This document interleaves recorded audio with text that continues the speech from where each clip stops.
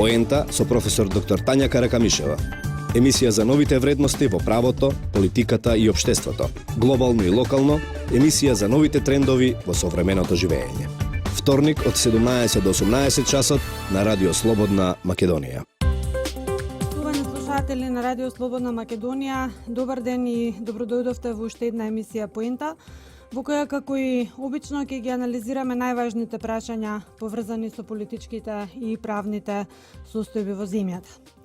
Граѓанскиот интерес денес е посебно фокусиран на прашањето поврзано со одржувањето на предвремените парламентарни избори, закажани за 11 декември оваа година, и се чини сосема оправдано ако се има предвид фактот дека овие избори се сметаат за повеќе од само обични избори. Овие избори, по моје длабоко убедување, имаат референдумски карактер, а подолу во емисијата ќе објаснам и зошто токму сум на овој став или на ова мислење. Само распуштањето на собранието, како што знаеме, се случи на 17 октомври со донесување на одлука за распуштање, одлука која што беше изгласана со 110 пратенички гласа за, ниту еден глас против и ниту еден глас воздржан од вкупниот број присутни пратеници во собраниската сала. Тоа дотолку повеќе ја и дава тежина на одлуката која што беше донесена со толку очекуваниот од граѓаните меѓупартиски консензус. И секако оваа одлука донесена со ваков меѓупартиски консензус треба да значи или да означи почеток на излезот од вештачки наметнатата политичка криза во земјата. Конечно пратениците на СДСМ собраа храброст да го притиснат копчето за распуштање на представничкиот орган на граѓаните, откако по исполнувањето на нивните бројни, измислени и рационални барања и желби од страна на власта, веќе буквално немаа каде, односно беа притиснати до зид. Пратениците од опозицијата беа приморани да се надминат себе си и да се приклучат кон волјата на мнозинството пратеници, кон волјата на мнозинството граѓани во земјата, но и секако кон заложбите на меѓународниот фактор да се стави крај на политичката криза преку избори или изборно соочување на политичките партии со граѓаните. Првиот чекор за крај на политичката криза е направен, но интересно е што веднаш по распишувањето на предвремените парламентарни избори, во јавноста почнаа да кружат разноразни мислења, експертски ставови, дека наводно одлуката за распуштање на собранието заедно со решението за распишување на предвремените парламентарни избори е противуставно, и како такво ќе го доведе во прашање легалитетот и легитимитетот на одржаните избори на 11 декември. Во овие тези за противуставност посебно предничат помалите партии од албанскиот блок, но и некои анонимни експерти кои што сега ја заговараат тезата дека изборите на 11 декември ќе бидат нелегитимни, поради тоа што изборната единица број 6 отстапува повеќе од плюс-минус 5% законски дозволениот број на гласачи. Во изминатиот период на вистина се изнаслушавме разноразни коментари, експертски мислења, партиски ставови во врска со ова прашање, дали на вистина може да се доведе во прашање легитимитетот на одржаните избори. Исто така, пред неколку месеци беше поднесена и индивидуална иницијатива од член на ДУИ до Уставниот суд заради оценување на уставноста на ова прашање. Сега практично имаме 3 иницијативи кои се однесуваат на исто прашање поднесено до Уставниот суд, и тоа само една од тие иницијативи е поднесена од страна на македонски политичар. Останатите две се поднесени од страна на албанскиот политички фактор во државата. Позадината на целата оваа правна фама има за цел да подготви терен за евентуално оспорување на изборните резултати согласно одредени партиски потреби. Која било партија, посебно оние од албанскиот блок, ако не бидат задоволни од изборниот резултат, да може да се повикаат на ова минорно отстапување како правен аргумент за оспорување на законитоста на изборниот процес. Да подсетиме, се работи за отстапување кое што е сосема незначајно изнесува во проценти 0,28. Значи, толку е одстапувањето од законски утврдениот праг од плюс минус 5%, но сепак и ова незначајно минорно одстапување го партиите од албанскиот блок го гледаат како аргумент во рака да евентуално го употребат за оспорување на изборниот резултат, доколку тој изборен резултат не им оди по волја по завршувањето на изборите. Со цел да се спречи каква била можностот евентуална манипулација со изборните резултати, мислам дека Државната изборна комисија ќе треба многу одговорно да се постави во однос на ова прашање и навремено да го затвори вентилот, би рекла, од каде што е можно да се излее одредено партиско незадоволство, секако како причина за дискредитирање на дел од изборниот процес или на дел од резултатите кои што се поврзани со одржувањето на парламентарните избори.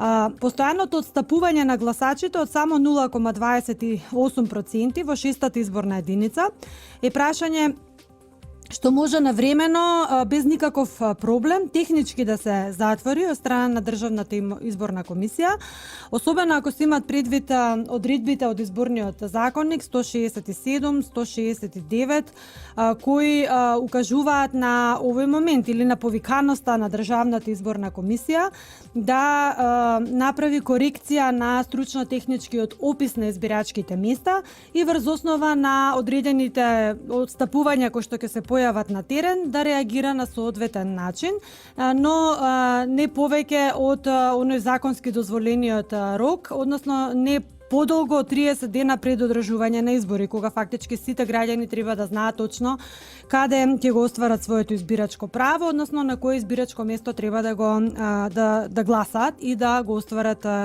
избирачкото право. Имено согласно член 167 од изборниот законник, Државната изборна комисија во соработка со Министерството за надворешни работи, но и со неколку други управни органи и организации, е надлежно да ги изработи стручно-техничките описи на избирачките места во сите 6 изборни единици, вклучително и 7-та изборна единица каде што гласа диаспората, и врз основа на овие стручно-технички описи, кои фактички содржат информации за општината, за бројот на изборната единица, за бројот на избирачкото место, за самото населено место, но и локацијата на избирачкото место, Државната изборна комисија треба да донесе решение со кое што се утврдува бројот и описот на секој избирачко место посебно, со назначување, детално назначување на улиците, куќните броеви кои влегуваат во избирачките места, како и самиот објект на гласање кој што се однесува на самото избирачко место. Врз основа на член 169 од изборниот законник, Државната изборна комисија има овластување да направи промена на описот на избирачкото место преку додавање или бришење на улици, куќни броеви на гласачите и нивно пренесување од едно на друго избирачко место, посебно во случаи ако Државната изборна комисија утврди дека постои зголемување на бројот на избирачите во некое избирачко место, како што е, например, конкретно случајот со неколку избирачки места во 6-та изборна единица, или ако постои одредена законска несоодветност во однос на просторната оддалеченост на одредено избирачко место. Во таков случај Државната изборна комисија има овластување да направи промена во описите на избирачките места согласно ново настанатите околности и секако Државната изборна комисија кога прави одредени промени во описите на избирачките места мора истите да ги усогласи со член 166 од изборниот законник, каде јасно стои дека избирачкото место по правило не смее да биде оддалечено повеќе од 3 километри од најоддалечената адреса во градските населби и повеќе од 5 километри во селските населби. Ова практично значи дека постојното отстапување на гласачите може да се реши со менување на описите на неколку избирачки места во 6-та изборна единица, но и со префрлување на неколку улици и неколку куќни броеви од избирачките места во 6-та изборна единица во избирачки места на 5-та или евентуално на 4-та изборна единица, зависно нормално тоа која изборна единица има, би рекла, поголем простор за нивно вметнување или вметнување на овие околу 200 избирачи во друга изборна единица со цел нивелирање и нивелирање на прагот, односно на процентот и би рекла доаѓање до тој законски утврден праг од плюс минус 5%.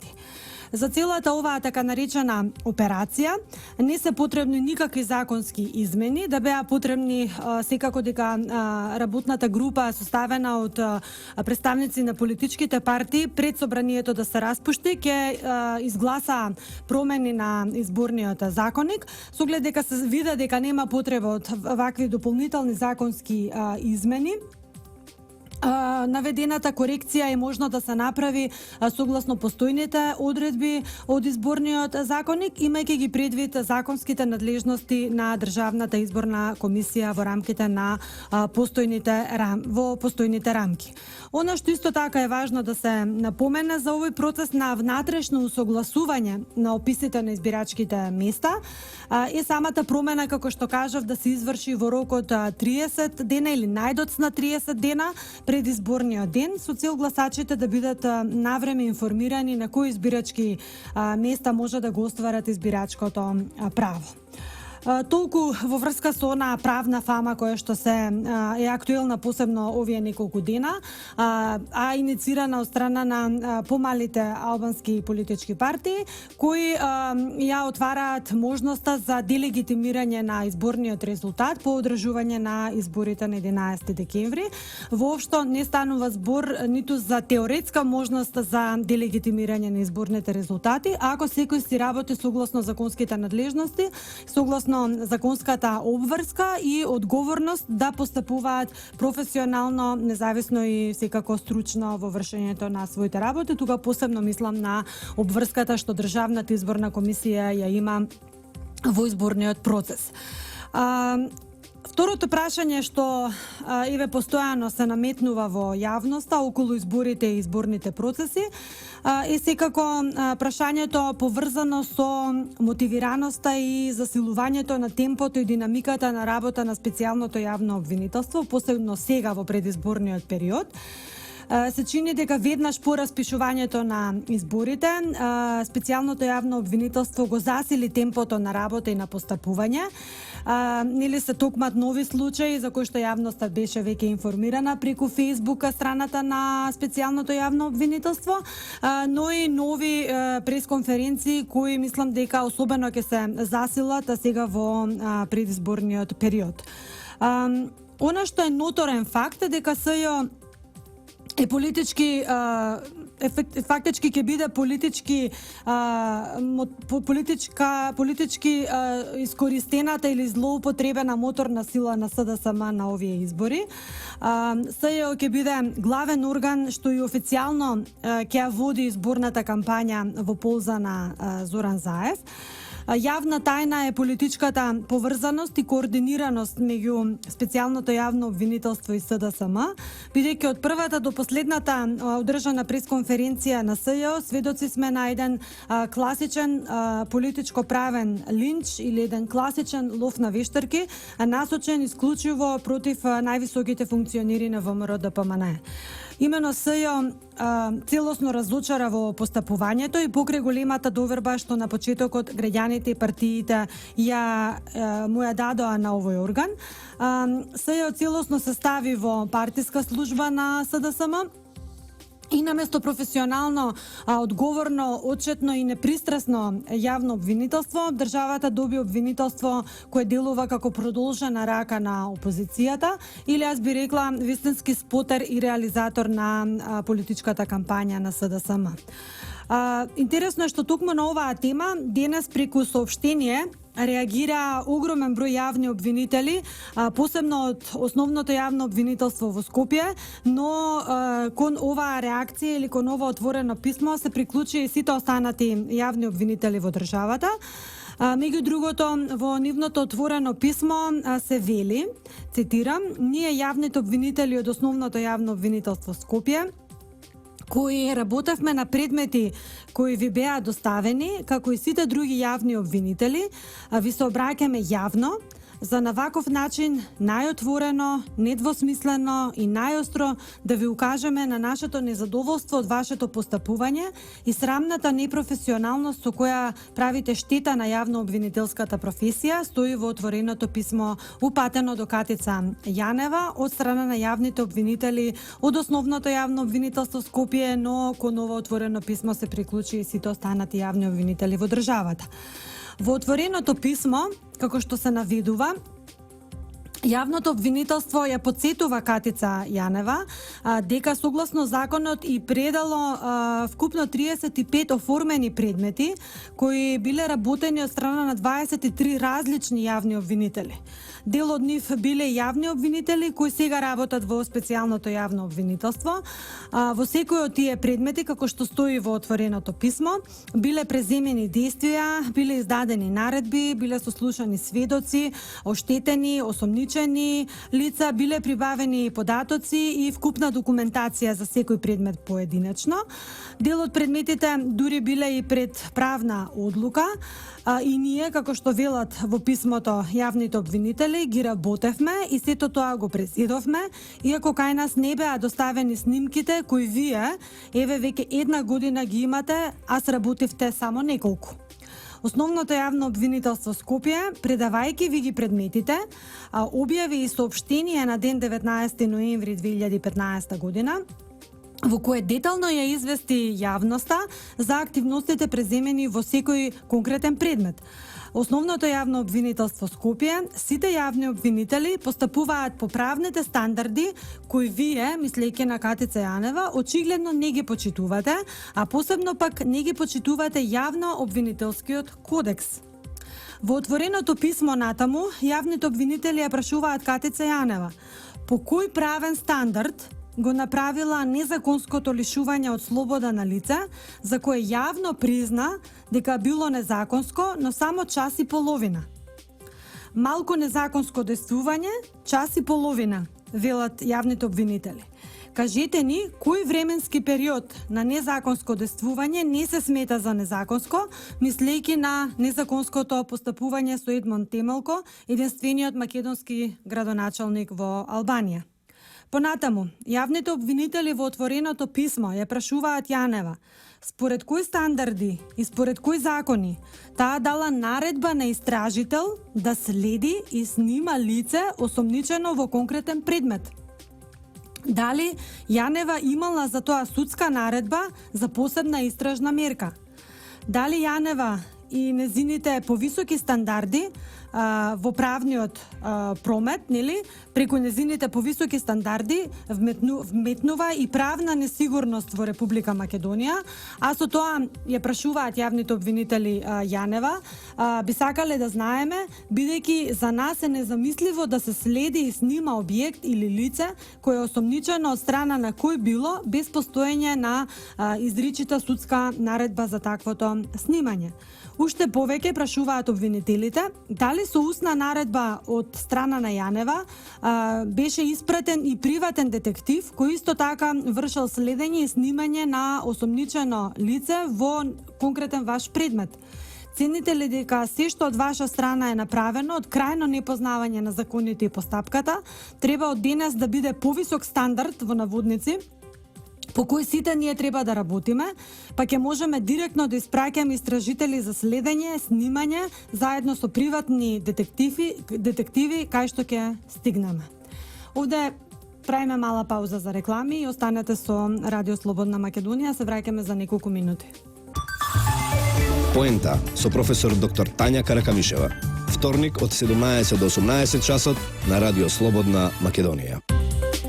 Еве на повторно назад, значи не се работело за пауза од неколку минути, се работело за реклами од 30 на секунди, но како и да е, ние сме назад во студиото на Радио Слободна Македонија. Продолжувам со отвореното писмо што денес Јавните обвинители го упатија директно до Катица Јанева и до специјалното јавно обвинителство, каде што тие понатака нагласуваат дека е жално што токму Катица Јанева сака да го намали угледот на работењето на јавното обвинителство, за да токму таа се истакне како професионалец, стои во отвореното писмо. И тие понатака велат: за тоа имавте можност кога требаше, а не направивте записник од предавање на снимките, кога требаше, а не поднесовте отчетност за финансиското работење на институцијата со која раководите, кога не смеевте, но сепак дозволивте непотизам, кога имавте обврска, но ја заборавивте, па нарушивте права на презумција на невиност на пресконференции. Почитувана господјо Јанева, на крајот ве подсетуваме, стои во отвореното писмо, дека ваша обврска, како и наша обврска, е да гонеме криминал. Ваша обврска, но и наша обврска е да го познаваме правото, отиворацени се човечки судбини, да работиме според законите и правните професионални стандарди, а не да создаваме клима на непочитување на законите и институциите, да водиме јавни обвинителски и политички кампањи, јавно да осудуваме лица и да пресудуваме без судски процес. Ние сите сме дел од правосудниот систем кој меѓу другото не спие. Само не чувствува потреба јавно да се експонира. На ова отворено писмо човек навистина нема што да додаде. Посебно е добро што се рекапитулира сето она што ние како експертска фила постојано го зборувавме во овие неколку изминати месеци, околу еклатантното непознавање на правото од страна на Катица Јанева кога постапува, но и околу невидената ароганција и дрскост што оваа жена заедно со би рекла двете граци и други со кои што постојано излегува на пресконференција, ја покажуваат или ја манифестираат во јавноста. Може само конкретно да се констатира и понатака дека специјалното јавно обвинителство пристрасно и со еден силен навивачки однос кон СДСМ постапува по сите предмети за кои што досега постапуваше, но особено би рекла сега во предизборниот период ќе се засилува и ќе се уште повеќе ќе се активира улогата на СЈО во водењето на изборната кампања на Социјалдемократскиот сојуз. Како што јавните обвинители констатираа, така и јас во неколку наврати имам кажано дека СЈО покажа сериозна правна нестручност и неподготвеност да се носи со доделените надлежности. Во многу наврати до сега специјалните јавни обвинители покажаа, како што кажав, класично непознавање на правото, но и извртување на законските одредби зависно од своите интереси, зависи од околностите кои што и одат повеќе во полза на СЈО и на Катица Јанева. Исто така манифестира голема селективност во постапувањето со партиска позадина. Јас не мислам дека во прислушуваните материјали, кои како што Зоран Заев ги има повеќе од 1.000.000, се наоѓаат само прислушуваните разговори на високи функционери на ВМРО ДПМНЕ, туку дека во тие материјали исто така постојат прислушувани материјали и за функционери на СДСМ, но Заев одбива истите да ги даде, да ги целосно да ги даде на постапување на СЈО, бидејќи видовме дека од фамозната бројка која што јавно ја кажа, од повеќе од 1.000.000 записи, тој достави само нешто повеќе од половина милион прислушувани материјали, што значи дека останатите материјали висат во воздух и никој не знае каде се наоѓаат и за кои намени ќе бидат искористени. Од тука сметам дека селективниот пристап на СЈО кон ова прашање или кон прашање на непреземање действија за собирање на целиот незаконски стекнат прислушуван материјал, исто така представува една голема дамка врз работата на специјалното јавно обвинителство. Исто така овој орган покажа непочитување на основните начела врз кои што се заснува и води кривичната постапка, начелото на законитост, начелото на тајност на истражните постапки, начело на презумција на невиност, кој што е исклучително важно начело, кој што би рекла постои уште од античко време до ден денеска. покажа една невидена ароганција и дрскост, особено во постапувањето по определени предмети. Видовме како КТЦ Јанева се однесуваше во Министерството за внатрешни работи минатата недела. Надреденост, па дури, како што знаеме, и негирање на легитимитетот на сите органи и институции во земјата, неборе се почнува и завршува со КТЦ Јанева во Република Македонија. За очекување е дека специјалното јавно обвинителство уште поинтензивно ќе се стави на услуга на СДСМ до изборите. Дури предвидувам дека секој ден кога ќе почне изборната кампања ќе има по 2 пресконференции во кои што таа бомбастично ќе најавува некакви нови предмети, некакви нови истраги против лидерот на ВМРО-ДПМН, но и против други истакнати личности од потесното раководство на ВМРО-ДПМН. До изборите ќе одработува политички случаи, затоа што на неа и се битни само бројките, но не и правните аргументи кои што ќе бидат содржина на самите случаи. При што, како што кажав, таргетот е веќе ставен на конкретни личности кои ќе бидат носители на пратеничките листи на ВМРО-ДПМН, но исто така и клучните, би рекла, клучната моторна сила на оваа партија. За очекување се до изборите исто така уште подраматични холивудски сцени, театарски представи, исто така нови упади во државни органи, медиумски сензационализми, што треба да ја покријат празнотијата на предметите и случаите што СЈО бомбастично ги изнесува во јавноста. А исто така СЈО ќе има и сериозен проблем да испорача обвиненија засновани врз цврсти докази, па од тука и токму заради тоа и самото сценарио што е подготвено помеѓу СДСМ и СЈО во однос на од изворот на Република, каде што фактички се одсликува целиот тој мастер план кој што е поврзан со предизборниот период, да се множат само бројките на предмети, без при тоа да се има предвид дали тие предмети ќе бидат или се засновани врз цврсти и непобитни докази, како што бара законот, или едноставно само ќе служат за сензационализми и за дискредитирање на видни личности на ВМРО-ДПМН. Фактички самите докази, но и вистината за правдата и владењето на правото се чини дека се единствените непријатели на СЈО.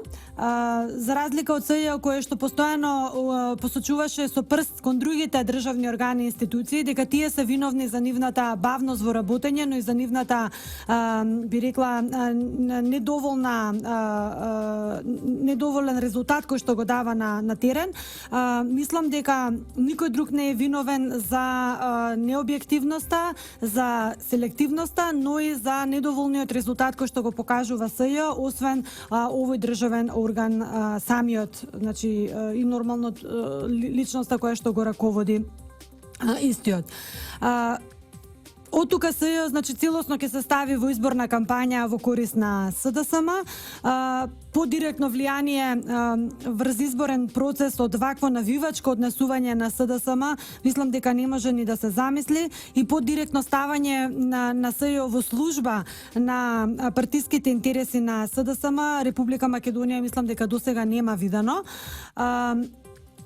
Таа постојана политичка спрега и координација меѓу СДСМ и СЈО е веќе очигледна, мислам, за секој политички лаик. Не треба да си многу упатен во политичките прилики во Република Македонија за да го почувствуваш, за да ја почувствуваш таа политичка координација што постои помеѓу овие два органа, и сите предмети што СЈО ги отвара се или претходно најавени од страна на лидерот на СДСМ Заев, или се обработувани во директна координација со раководството на СДСМ, но и со експертите кои што се блиски до СДСМ, а кои што се наоѓаат на платниот список на договорни услуги на СЈО, па токму затоа со цел да не се обелоденат нивните имиња, СЈО не сака да го даде детално финансискиот извештај до граѓаните на Република Македонија, каде таа ги троши нашите народните пари кои што и се дадени за друга намена, а не да вработува своји луѓе или да ангажира експерти експерти за кои што и самата таа треба да, нели, за материја за кои што самата таа треба суверено да владе и да постапува. Овде идеме мала пауза за реклами, мислам дека имам и еден музички блок и повторно се враќаме во студиото на РСМ. Останете со емисијата Поента. Поента со професор доктор Тања Каракамишева. Вторник од 17 до 18 часот на Радио Слободна Македонија. Се враќаме повторно во студиото. Една општа констатација поврзана со СЈО е дека СЈО навистина ја започна изборната кампања уште пред рокот кој што е предвиден во изборниот законник и дека сите оние пресконференции на кои што ќе следат во наредниот период интензивни, фактички ќе бидат во полза на водењето на изборната кампања, во полза на ЗАЕФ и на СДСМ. Целта е таа, но мислам дека ефектите ќе имаат сосем обратен резултат, бидејќи анкетите од испитувањето на јавното мислење покажуваат колкава е довербата на граѓаните на работата на КТЦ Јанева и на она што овој орган го прави во Република Македонија изминатава година. Како изборен помагател на СДСМ, кој што исто така ќе биде вклучен во изборната кампања на СДСМ, секако дека ќе биде и техничкиот министер за внатрешни работи, кој што е номиниран од оваа партија, заедно со оние лица што Спасовски ги постави како своји луѓе во овој државен орган.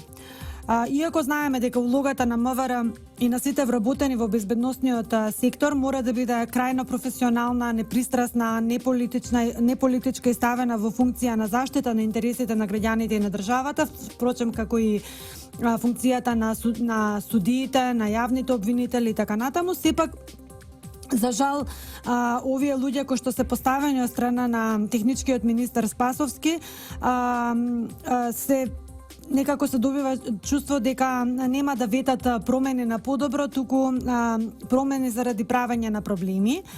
Ова го кажувам имајќи ги предвид досијата на или CV-ата на поголем дел од лицата кои што се заменети непосредно, значи откако Оливер Спасовски стапи на функција, посебно сега пред некое време. Се гледа несоодветноста на голем број луѓе ставени на работни позиции кои што не одговараат на нивните стручни квалификации.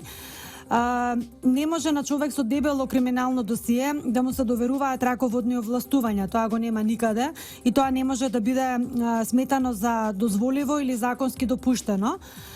Човек што се огрешил пред законот, што би рекла сторил некое незаконско действие, не може да биде подобен согласно законот да работи на раководни позиции. Ова особено важи за полициските, но и за друг вид на безбедносни работни задачи, за кои како основен критериум се бара лицето да биде неосудувано, но и да има примерно однесување во јавноста.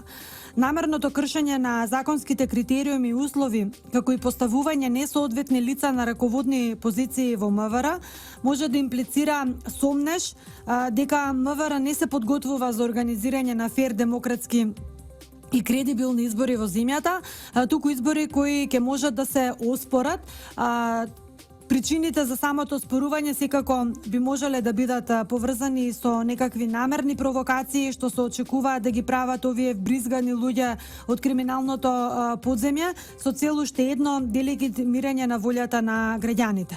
Она што исто така загрижува е што техничкиот министер при промените на дел од раководните позиции во МВР не ги испочитувал законските критериуми, како основните, така и дополнителните, ниту ја почитувал постојната систематизација на работните места и при нивното назначување прескокнувал 5, 10, а во одредени ситуации по 12 скалила за унапредување, што е спротивно на законот, но и спротивно на постојната практика на работа во Министерството за внатрешни работи.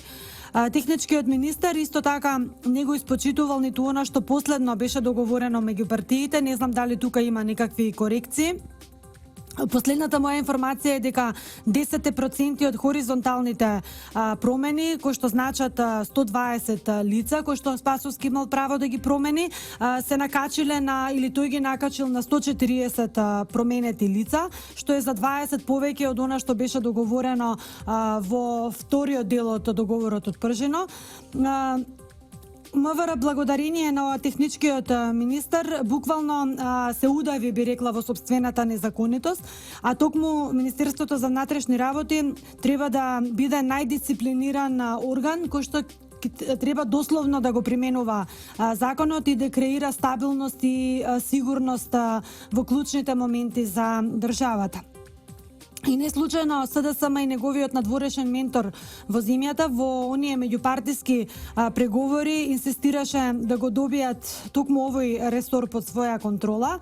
Однесувањето на МВР во текот на изборниот период ќе биде клучен показател во која насока ќе се движи политичката состојба во земјата, па оттаму се смета дека и најголема ќе биде одговорноста токму на СДСМ ако се случат одредени изборни или постизборни инциденти што МВР евентуално би одлучил да ги толерира или да не ги прикажува во јавноста како инциденти.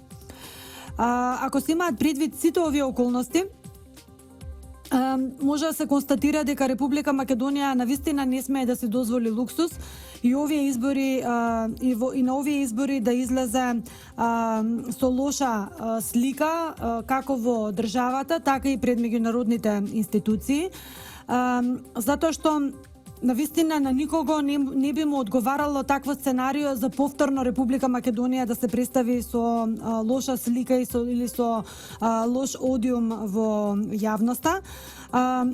Затоа е многу важно од сите извлечени поуки, би рекла, или од грешките кои што ги направивме во минатото, сега да извлечеме вистинска поука и да се однесуваме одговорно и на висина на задачата која што е зададена посебно на државните органи кои што се надлежни да работат согласно законот, но и на сите граѓани кои што ќе бидат вклучени во изборниот процес со цел да не наседнуваат на било какви провокации или можни влегување во можни изборни инциденти кои што ќе остават траен печат, би рекла, врз општата слика на кредибилитетот на одржаните избори.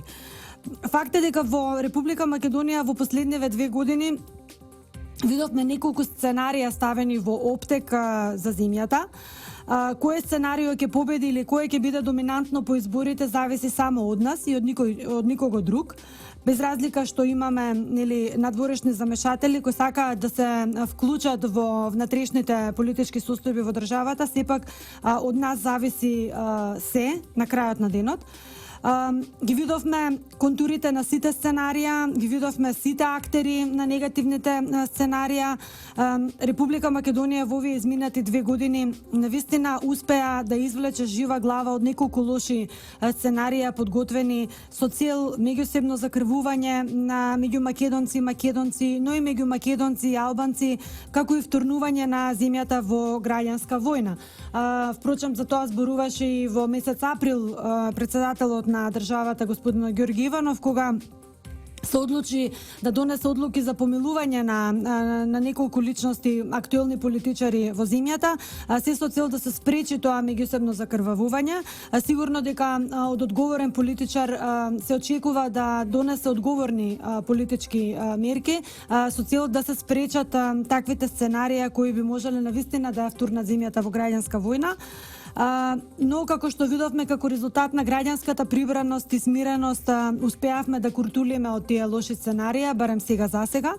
Го видовме и она сценарио на закрвавување меѓу институциите на системот и државните органи, полицијата, владата, армијата и слично од една страна и од друга страна така наречени група незадоволни граѓани во земјата кои себе се нарекоа шарени револуционери. Повторно за среќа без успех, без никакви, би рекла, позитивни помрднувања во нивна полза, заврши целата таа приказна. Го видовме и сценариото на увезен проблем кој требаше да креира неконтролирано мигрантско стампедо во земјата, со крајен епилог внатрешно дестабилизирање на државата и клекнување на колена на институциите на системот. го видовме и се уште го гледаме сценариото на класично замешателство на странскиот фактор во внатрешните работи на земјата. Гледаме како постојано неколку амбасадори даваат или се најдени за повикани да даваат упатства и инстант решенја за секој проблем со кој што се соочува Република Македонија, без разлика дали се работи за мал или поголем проблем. Сумарно, навистина поминавме низ многу премрежја, се надевам дека извлекуваме или ќе извлечеме уште многу поуки, ги видовме на дело многу македонски граѓани во овој период, навистина многу маски падна од лицето на голем број македонски граѓани, видовме кои политичари за што се залагаат, видовме какви се идни планови има опозицијата за државата, видовме кои се плановите на ВМРО ДПМН за еднината на земјата. Едноставно видовме се. И сега единствено што чекаме да видиме е кој е граѓанскиот или кој е народниот одговор на сите овие сценарија. Иако многумина од нас го знаат одговорот, сепак да почекаме 11 декември да биде оној референдумски ден, кога сите сценаристи, кога сите активни и пасивни актери, статисти, супозитори и слични малигни фигури во државата ќе го добијат в лице директно гласот на македонскиот народ. Колку повеќе граѓани излезат на избори, толку се помали шансите да добијат на сила овие малигни клетки во државата. Едноставно тие, кога ќе добијат голем одговор од македонскиот народ, ќе бидат принудени или да прифатат изолација, или да бидат ставени под соодветен граѓански третман со цел нивно соработување со системот, односно нивно ставање во системски рамки, нивно ставање во рамката на владењето на правото. Токму затоа овие избори треба да се гледаат како повеќе од обични избори. Тие треба да се сватат како еден вид граѓански плебисцит за опстанок на македонската држава во постојната форма и со постојното уредување.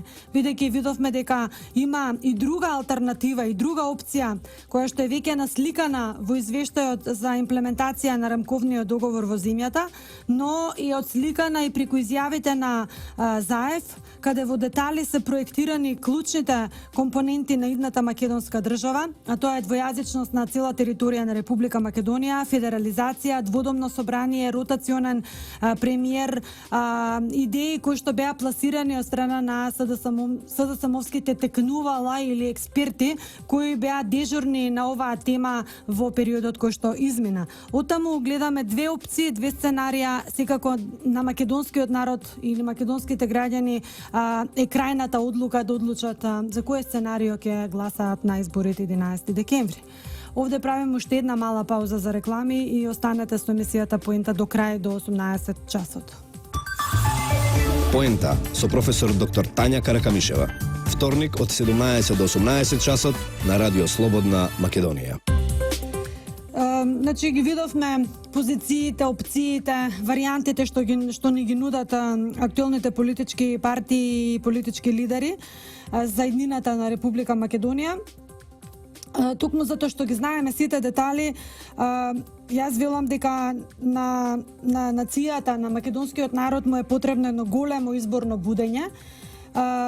Знаете, онаа фаза која доаѓа по секоја преживеана криза или по секој преживеан шок на организмот, при тоа колку е потешка кризата или колку е поголем шокот кој што е доживеан, толку е посилно и побурно самото будење. Ако кризата е доживеана како земјотрес од 6 степени по Рихтер, будењето го возвраќа ударот со ист интензитет, ако не и повеќе од тоа.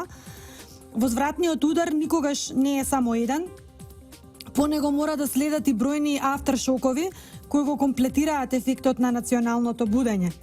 По главниот удар од политичката криза мора да следува големо будење кое ќе има потреба да ја затвори Пандорината кутија и да ги евоцира сите подалечни и поблиски спомени предизвикани од неколку главни македонски антихерои. Јас велам предизвикани од неколку македонски Андервуди. Сигурно сте ја гледале House of Cards и ликот Андервуд.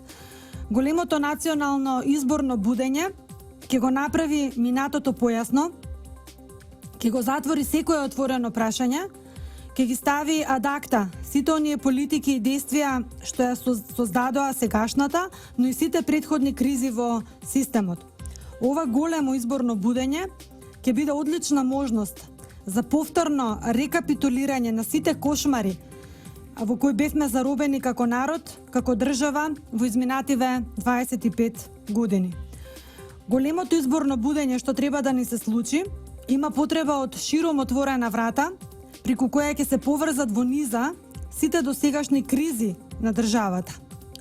Ова последно најголемо изборно будење ќе мора да ги стави во контекст сите претходни и помали будења кои за жал немале вистински освестувачки карактер. Биле евидентирани само како народни маморни фази на освестување. Политичката криза во државата по 11 декември ќе мора да заврши со големо сенародно будење. Големо будење што ќе ослободи силна еруптивна енергија, а значењето на тоа 11 декемвриско будење ќе биде огромно. Веќе наредното утро ќе треба да бидат видливи неговите ефекти. Тоа будење ќе мора да наликува на она кој организмот го доживува кога 10 часовника наместени веднаш до уво почнуваат да звонат истовремено и со најгласен тон. Тоа будење ќе мора да наликува на она чувство што конкретно го имав јас, меѓутоа верувам дека заедно со уште неколку стотини илјади граѓани во земјата, кога странските платеници се живуваа врз спомен обележијата на нашите национални херои заради неколку ветени пратенички места. Тоа будење ќе мора да одекне посилно од стотината иззверени, искезени наркотични лица, изфарбани со бојата на виножитото на лице во знак на протест кон институциите на системот во кои сега гледаме едва чекаат да влезат.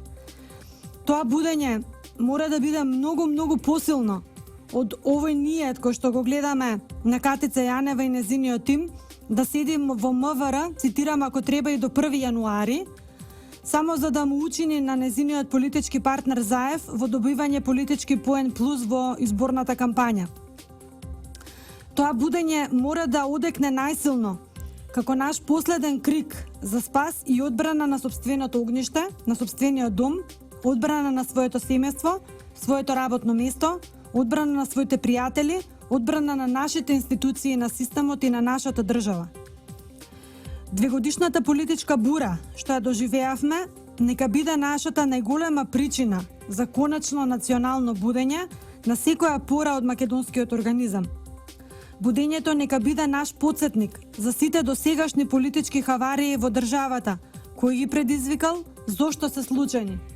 И да се потсетиме на некој од нив. Например, да се потсетиме зошто Република Македонија 9 години по самостојувањето функционираше без јасно дефинирана и утврдена даночна и фискална политика. Кому му требаше таквиот лов во матно? Да се потсетиме зошто неколкумина македонски транзицијски политичари буквално ги шитнаа нашето национално знаме, името на државата, нашите сонародници во соседните земји. Зошто никој од тогашните политичари не одговараше пред македонскиот суд и не беше прогласен за виновен поради македонскиот грабеж на деценијата, попознат како пирамидална штедилница ТАТ. Точно е, Сонја одговараше, но никој од политичарите, високите политичари во тоа време во политичкиот естаблишмент не одговараше за овој грабеж на деценијата. Кои судии и јавни обвинители тогаш прогледаа низ прсти и пуштија виновници слободно да се шетаат во државата, но и по највисоките политички функции? Дали Бранко заради ТАТ потоа доби претседателската функција во земјата? Зошто ниту еден од 500-та судии избрани за само еден ден од пратениците на СДСМ не се најде независен и непристрасен да биде специјален во наводници и судски да затвори барем едно од бројните досиеа поврзани со актуелни политичари кои беа и останаа со цврсти и непобитни докази за сторен криминал? Зошто тогаш европски ориентираната политичарка од СДСМ не стокми така наречен извештај на Прибе, каде детално и на широко ќе можеше да се распише за клучните слабости во македонскиот судски јавно обвинителски систем преку студијата на случај од врвот на незината партија. Како тоа СДСМ, партијата на правдата и на владењето на правото, да не ја заболи ниту еден зап за европските стандарди за квалитет на судството во тоа време? А не дека големата европјанка тогаш не била запознаена со судските стандарди. И те како била? Затоа што и тогаш постоја, само што тогаш стандардите не биле од полза на незиниот шеф, а европјанката морала по секоја цена да го заштити шефот. Стандардите не ја нуделе заштитата. Оттаму за доброто на шефот и неговата непречена политичка кариера, специјални суди и јавни обвинители не доаѓале предвид. Можеме да редиме уште многу случаи од минатото, каде што македонскиот народ и македонските институции на системот некако како да подклекнале пред лицето на правдата и пред словото на законот. Токму затоа повикувам на големо изборно будење на 11 декември, кое мора да не отрезни сите, мора да ни исправи пред големата вистина што ги крие одговорите на сите сега поставени, но и непоставени прашања. Големото изборно будење што македонските граѓани ќе го имаат на 11 декември ќе мора да биде големо национално отрезнување, но и затворање на политичката врата, од каде постојано доаѓа раздор, доаѓа омраза, доаѓаат кодошења, сплеткарошења и негирање на се што е македонско. Овде морам да ја завршам емисијата, бидејќи такви се законските обврски и правила. Само да подсетам дека емисијата Поента се емитува во рамките на Трговско радио дифузно друштво Радио Слободна Македонија. Уредник на емисијата Поента е професор доктор Тања Каракамишева Јовановска. Денеска е 25 октомври 2016 година. До следниот вторник останете ми со здравје. Довидување. Поента со професор доктор Тања Каракамишева. Емисија за новите вредности во правото, политиката и општеството. Глобално и локално, емисија за новите трендови во современото живење. Вторник од 17 до 18 часот на Радио Слободна Македонија.